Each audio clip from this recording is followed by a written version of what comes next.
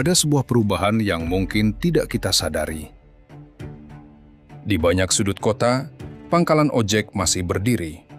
Kursinya masih ada, motor masih terparkir, pengemudinya masih menunggu. Tapi satu hal yang berubah, penumpangnya. Dulu, orang yang membutuhkan ojek harus datang ke pangkalan.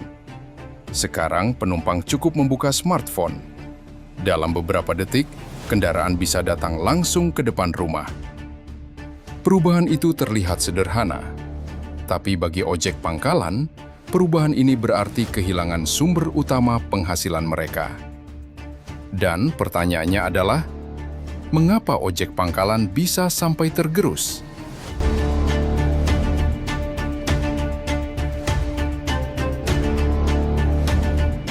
Ojek pangkalan sebenarnya bukan sistem yang buruk. Mereka muncul karena memang dibutuhkan. Masalahnya, dunia di sekitar mereka berubah jauh lebih cepat. Sistem pangkalan bergantung pada satu hal. Penumpang harus datang kepada pengemudi. Artinya, pangkalan hanya bisa mendapatkan pelanggan dari orang-orang yang berada di sekitar lokasi tersebut. Semakin jauh seseorang dari pangkalan, semakin kecil kemungkinan dia menjadi pelanggan. Ini berbeda dengan sistem transportasi online. Pengemudi tidak harus menunggu di satu tempat. Mereka bisa berpindah mengikuti permintaan. Dan penumpang tidak perlu mencari pangkalan. Pangkalanlah yang datang kepada penumpang. Perbedaan sederhana ini mengubah seluruh permainan.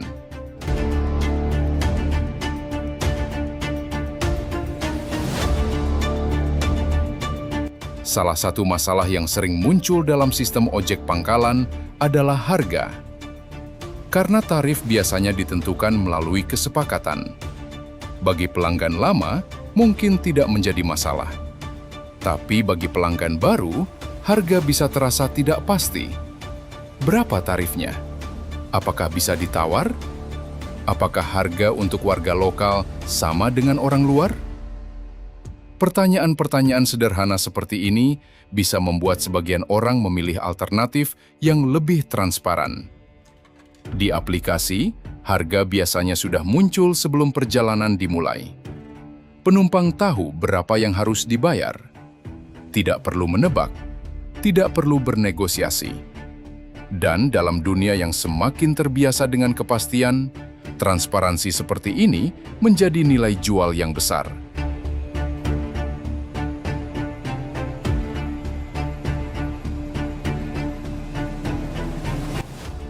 Manusia pada dasarnya menyukai sesuatu yang mudah.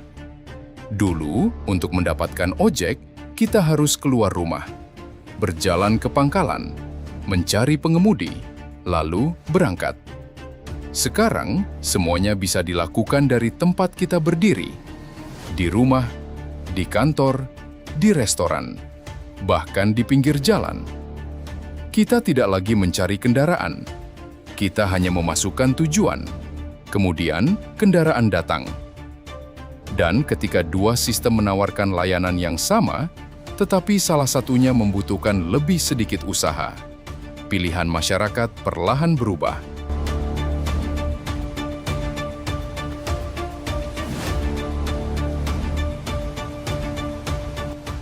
Ada satu faktor lain yang membuat perubahan ini semakin cepat.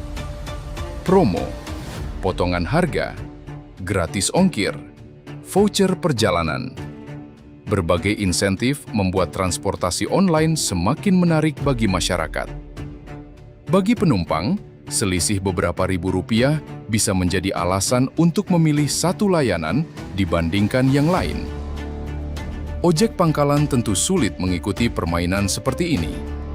Mereka tidak memiliki aplikasi, tidak memiliki sistem promo berskala besar, dan tidak memiliki perusahaan teknologi di belakang mereka yang bisa mengatur harga dan insentif. Mereka hanya memiliki motor dan tenaga mereka sendiri.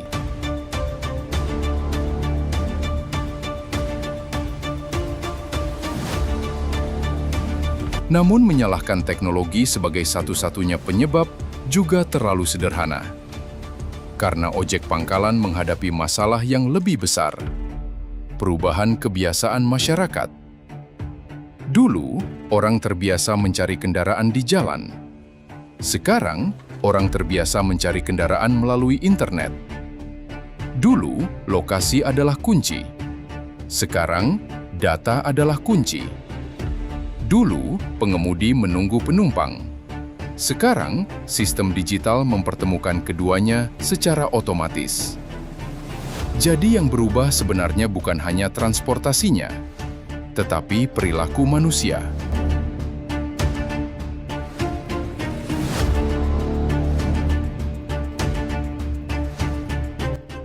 Generasi yang tumbuh bersama smartphone memiliki cara yang berbeda dalam menggunakan transportasi.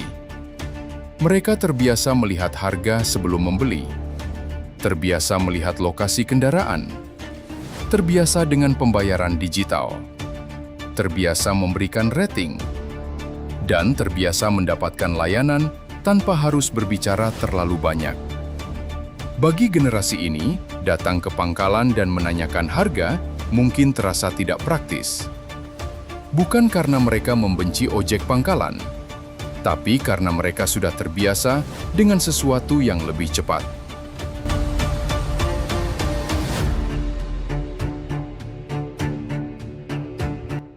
Masalah berikutnya adalah regenerasi. Ketika pendapatan dari pangkalan semakin tidak pasti, anak-anak muda tentu akan mencari pilihan lain. Sebagian memilih menjadi pengemudi online, sebagian mencari pekerjaan lain.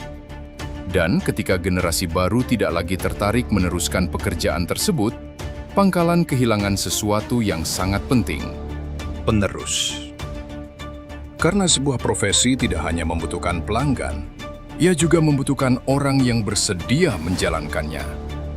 Jika semakin sedikit orang yang ingin menjadi pengemudi pangkalan, maka keberadaan pangkalan itu sendiri akan semakin sulit dipertahankan.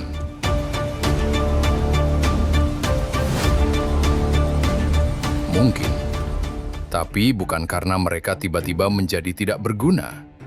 Mereka hanya kalah cepat beradaptasi dengan perubahan. Ojek pangkalan masih memiliki keunggulan.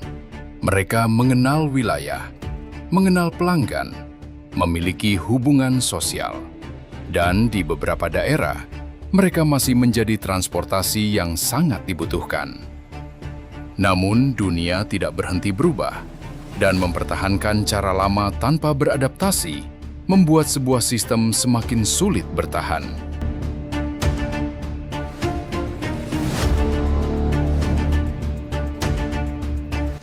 Pada akhirnya, yang hilang mungkin bukan hanya ojek pangkalan. Yang hilang adalah sebuah cara manusia menggunakan transportasi. Dulu kita berdiri di pinggir jalan, sekarang kita melihat layar. Dulu kita mengenal pengemudi dari wajahnya. Sekarang kita mengenalnya dari foto profil. Dulu kita bernegosiasi. Sekarang harga ditentukan sistem. Dulu kita menunggu. Sekarang kita memesan. Teknologi membuat semuanya lebih cepat.